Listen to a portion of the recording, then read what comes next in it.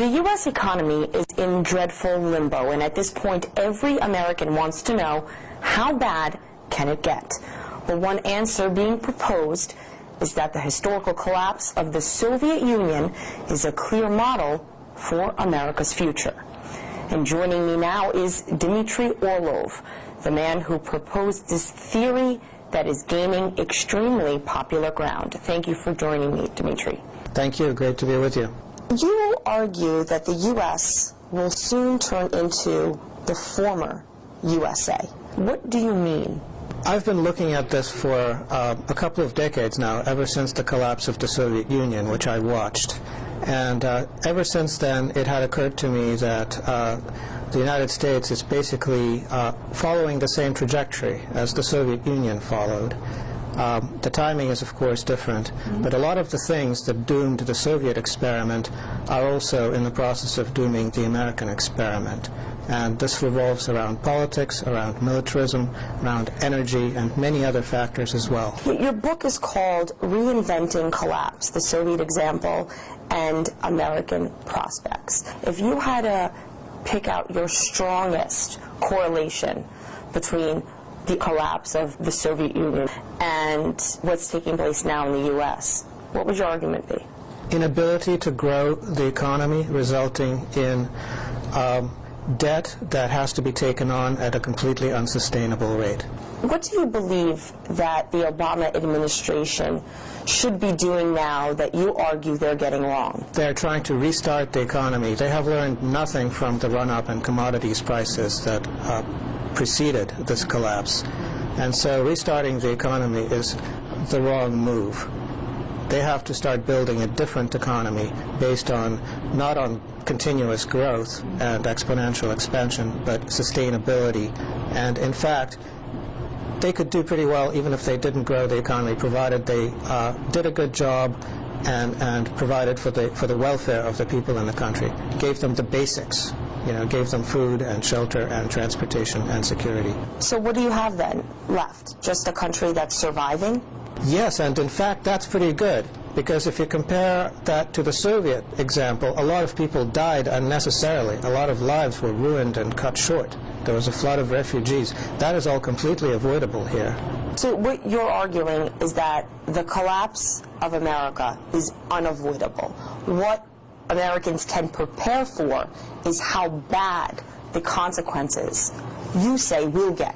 That is basically what I'm saying. I think that, you could compare what's going on in the United States to a tsunami or a hurricane or an asteroid impact. It's something that's been in the making for a long time. It is going to happen.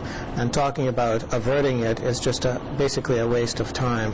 What we should be talking about is how we can prepare it and build a different society, perhaps, different ways, different economy that's at a much lower level of resource expenditure, that provides the basics that people need to survive and have decent conditions. What is the most important thing that Americans can do right now to prepare for the worst, if it is to come? I think the most basic thing that people have to do in this country is meet their neighbors. Everybody walks around talking on their cell phones, ignoring the people directly around them. There's very little face-to-face communication. There's very little sense of community. People have a very sort of boxed-in sense of what's mine and what's yours, and refuse to share. People should try to get to know each other and try to work out arrangements where they share responsibilities and where they share whatever they have. For instance, a lot of people don't need to have their own car. They could share a car amongst friends. I've done it with friends. That's a specific thing that people can start doing that will work for them. That actually speaks to your argument that the Soviet Union, the people living in the Soviet Union, were more capable of surviving the collapse than Americans are capable of surviving a collapse. Why do you think so?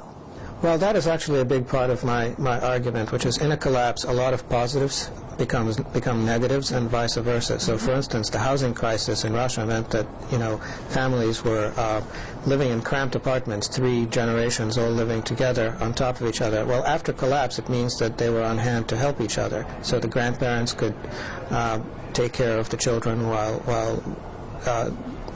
the adults were out doing something, trying to survive.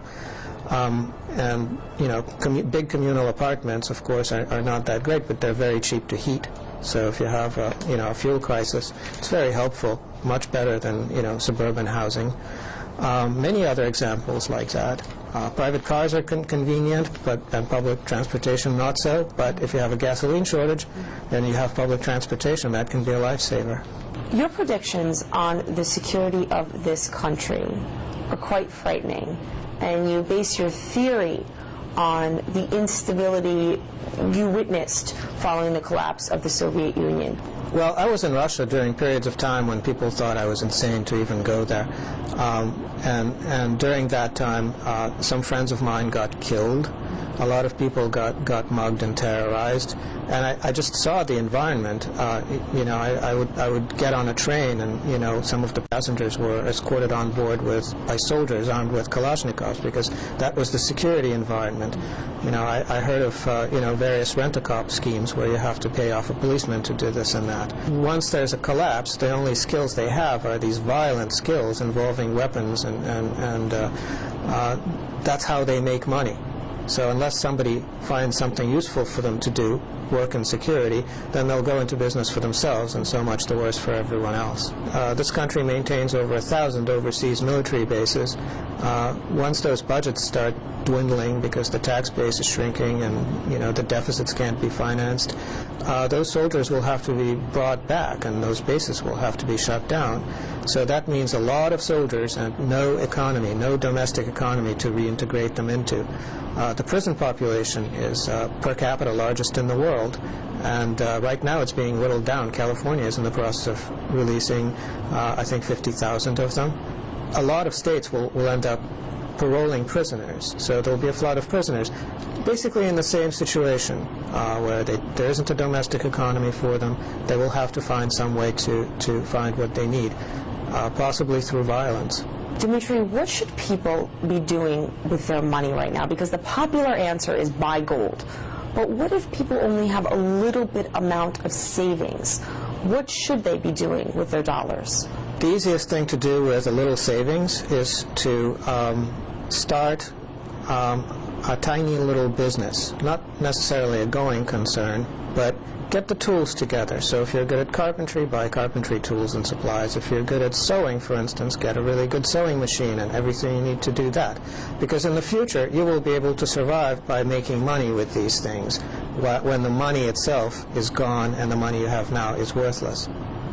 But in general, the way to invest money in a collapsing economy is to invest it in ways so that you lose it slowly over time, as opposed to all at once. What will happen to the rest of the world if America collapses? Because this crisis is a global crisis. What will happen to the European countries? What will happen to Russia, China, India if America collapses? A lot of countries will go through a political upheaval for two reasons. One is the middle class in those countries is very dependent on America more than anybody else. They're dependent on international finance and commerce. Once that goes away, they pretty much have nothing more to offer to their own people, so their own people will rebel.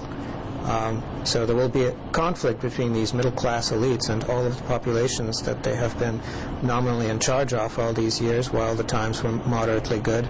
So there will be a lot of rebellion throughout the world. You say that at this point you consider what you're doing a community service. What you're doing, lecturing, you have a blog that's very popular, you've authored a book, you've written many articles, and it's a community service for Americans? Every time I've tried to stop, a flood of emails comes in begging me to continue, so I can't disappoint that many people. What are people saying? What do they want to know?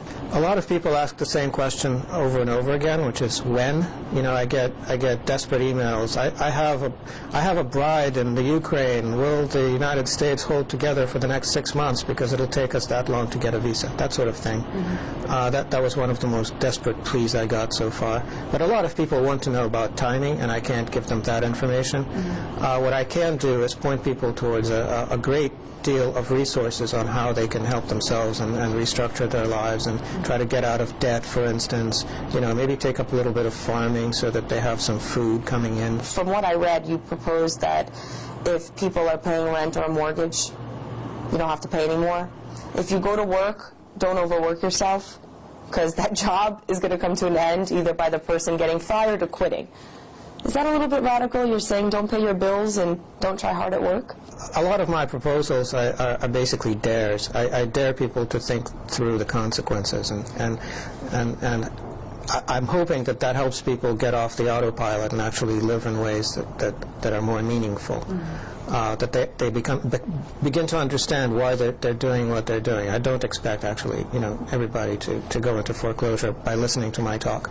Dimitri, in terms of preparing for a collapse, I understand you practice what you preach. You also invested in a boat so that you would eventually be able to get into the shipping business and undercut the cost of trucks. And this is sort of like a survival method that you have come up with. Actually, this is part of a business plan. A bunch of my associates and I are putting together a sail transport network. The idea is to ship organic produce from farms along the coast to population centers using sailboats and sell them at farmers markets that are right at the dockside. This is a completely carbon-free method of supplying food to population centers that's not dependent on anything except sunshine and soil and water and wind. Thank you so much for joining me. Thank you.